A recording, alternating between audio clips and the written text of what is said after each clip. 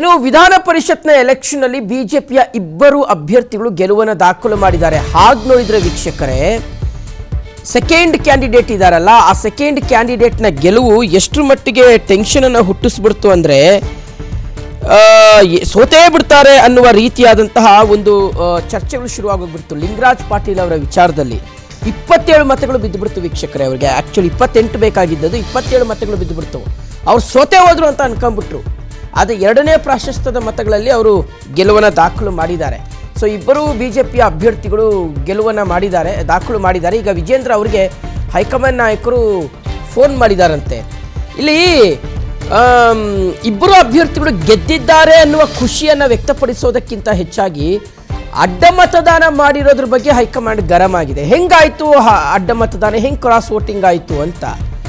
ಇಲ್ಲಿ ಬಿಜೆಪಿಯ ಒಂದಷ್ಟು ಸ್ವಯಂಕೃತ ಅಪರಾಧಗಳು ಇದೆ ಅನ್ನುವಂಥ ರೀತಿಯಂಥ ವಿಶ್ಲೇಷಣೆಗಳು ಈಗ ಕೇಳಿ ಬರ್ತದೆ. ಯಾಕಾಗಿ ಅಂದರೆ ನೋಡಿ, ಕಾಂಗ್ರೆಸ್ ಅವರು 3-4 ದಿನಗಳ ಹಿಂದೆಯೇ ತಮ್ಮ ಶಾಸಕರೆಲ್ಲರನ್ನ ಬಿಡದಿಯ ಖಾಸಗಿ ರೆಸಾರ್ಟ್ಗೆ ಶಿಫ್ಟ್ ಮಾಡಿಬಿಟ್ರು.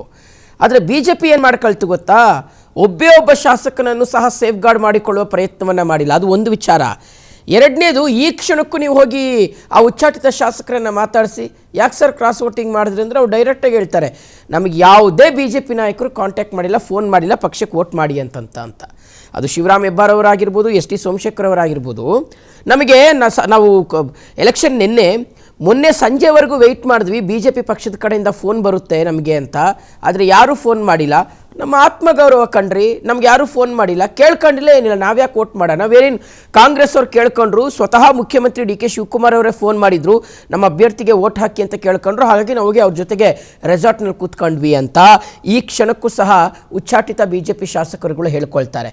ಸೊ ಇದು ಇಲ್ಲಿ BJPಯ ಒಂದಷ್ಟು ಸ್ವಯಂಕೃತ ಅಪರಾಧಗಳು ಸಹ ಇದೆ. ಅದಕ್ಕೆ ಹೇಳ್ತಾ ಇರ್ತಕ್ಕಂಥದ್ದು, ವಿಜೇಂದ್ರ ಅವರು ಇಬ್ಬರು ಶಾಸಕರನ್ನ ಏನಾದರೂ ಸೇಫ್ ಗಾರ್ಡ್ ಮಾಡುವ ಕಾರ್ಯವನ್ನು ಮಾಡಿದಿದ್ರೆ ಬಹುಶಃ ಈ ಅಡ್ಡ ಮತದಾನದ ಸಂಖ್ಯೆ ಇಳಿಸ್ಲಿಕ್ಕೆ ಸಾಧ್ಯ ಆಗ್ತಾ ಇತ್ತು.